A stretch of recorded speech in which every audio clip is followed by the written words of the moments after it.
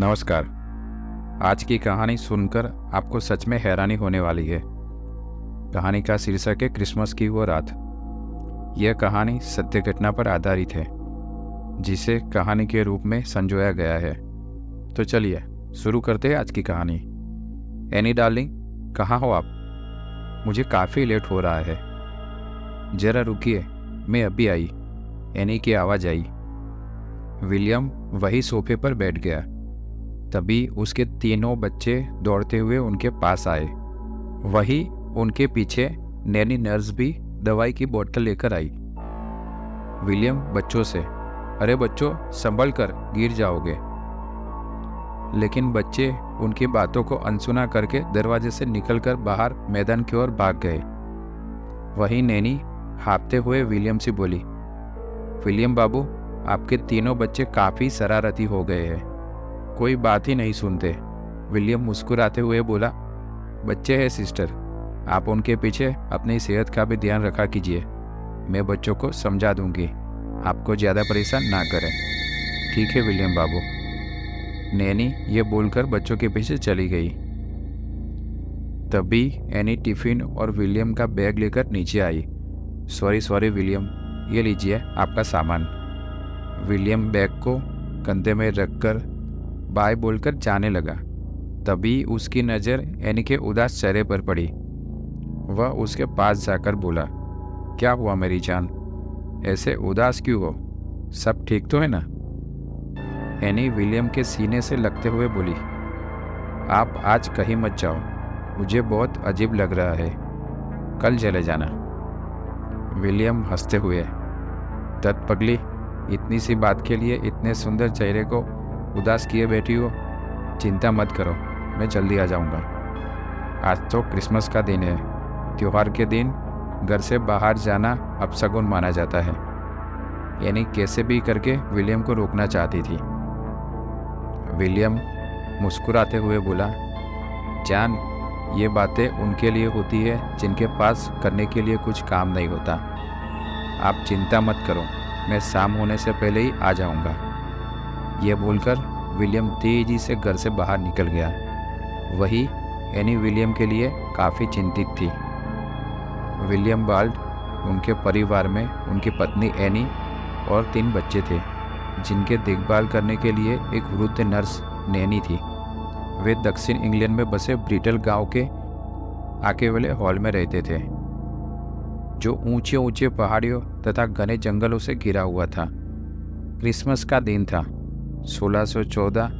William को आज बहुत ज़रूरी मीटिंग के चलते लंदन जाना था। कड़ाके की ठंड पड़ रही थी, लेकिन वहाँ के निवासी अपने प्रिय त्योहारों की तैयारियों में व्यस्त थे। बच्चे बेहद खुश थे और अपन में ही खुश थे।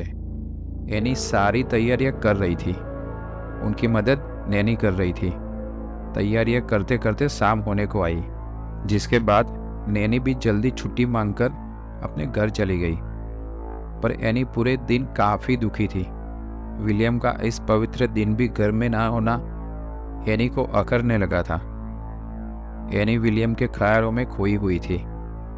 अचानक उसने विलियम को सीढ़ियों से ऊपर चढ़ते हुए देखा, लेकिन विलियम तो उस समय लंदन में थे, इसलिए एनी को बहुत आश्चर्य हुआ। बच्चे भी वही खेल रहे थे। उसे देखकर वे तीनों पापा पापा चिल्लाने लगे, लेकिन वह साया तेजी से ऊपर वाले हॉल में घुस गया। उसका पीछा करते हुए जब एनी तथा बच्चे हॉल में गए तो वहां कोई भी नहीं था। एनी और बच्चे सभी हैरान थे।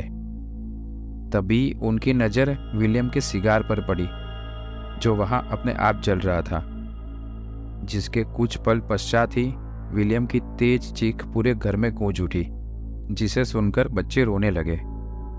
जिसके बाद एनी उन्हें सीने से लगाकर चुप कराने लगी, लेकिन एनी भी इन सभी हो रहे घटनाओं से हैरान थी कि आखिर ये सब हो क्या रहा है।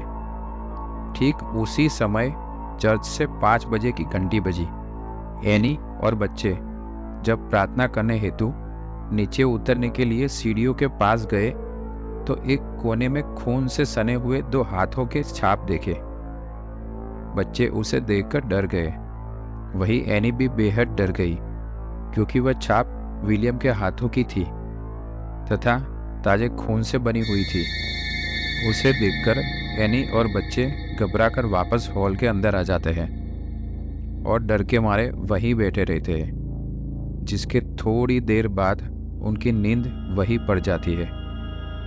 काली अमावस की रात और चरम पर आ चुकी थी। तभी रात के 2 बजे एक साया तेजी से दौड़ता हुआ एनी के घर के दरवाजे के सामने जा खड़ा हुआ और दरवाज़ा खटखटाने लगा, जिसकी आवाज़ सुनकर एनी हड़बड़ाकर उठ बैठी और डरते डरते दरवाजे के पास पहुंची। वह बोलना चाहती थी, लेकिन उसके मुंह से आवाज़ ही नहीं निकल रही थी। तभी एनी की एक हल्की सी आवाज़ आई, कौन? जिसके बाद खटखटाहट बंद हो गई। कुछ सेकंड तक घोर सन्नाटा छा गया। फिर बाहर से एक आवाज़ आई, मैडम दरवाज़ा खोलिए, मैं हूँ हेम। हेम विलियम के कार्यालय का कर्मचारी था। एनी उन्हें जानती थी। उसने दरवाज़ा खोला तो देखा हेम काफ़ी हाफ रहा था, जिसके बाद वह एक गहरी सांस लेकर छोड़ दिया और बोला, एक बहुत दुखद समाचार है सर, विलियम अब हमारे साथ नहीं है। उनकी करीब शाम 5 बजे किसी ने हत्या कर दी। मृत्यु से पूर्व वे सिगार पी रहे थे। वही हत्या वाले कमरे में खून से सनी उनके हाथों की छाप भी पाई गई है। हैरानी की बात यह है कि वह उस कमरे में बिल्कुल अकेले थे। एनी यह सुनकर मूर्ति की तरह वही जम गई। उसका दिमाग शून्य की ओर जा रहा था और याद आ रहा था तो बस सीढ़ियों से चढ़ता हुआ विलियम, हॉल में जल रहा सिगार और सीढ़ियों के पास खून से बना दोनों हाथों की छाप, जो धीरे धीरे और गहरा होता जा रहा था। इंग्लैंड में आज भी विलियम की इस अजीब मौत के रहस्य को कोई सुलझा नहीं पाया है। वैज्ञानिक भी हैरान है, वही उनके परिवार के लोग भी इस सदमे से काफ़ी समय बाद उभर पाए। यह कहानी एक सत्य घटना पर आधारित है।